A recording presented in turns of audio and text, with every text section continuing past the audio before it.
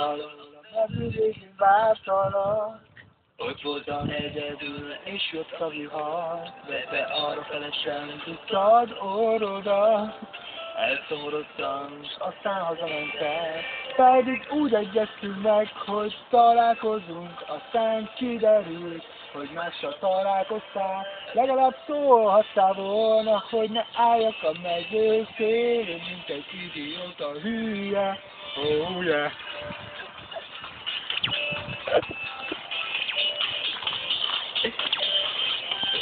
Vátalak! Elhagytál! Csengő Zolival megcsaltál! A Zolit elkapom, felakasztom, de tiszta szívből szeretlek! Miért csináltad? Ezt velem! A cukkot is én fizettem, de soha semmit nem fizettél, mert egy turkálóban dolgozol! Vettem neked láskaszűrőt, te fizetted, de te ezt nem értékelted! De Csengő Zolival megcsaltál! Azt az utat, hogy szeretsz engemet? Kölcsönt is felvettem neked! De közben hátam mögött rögtél, és pofát adót, kisajtoltál!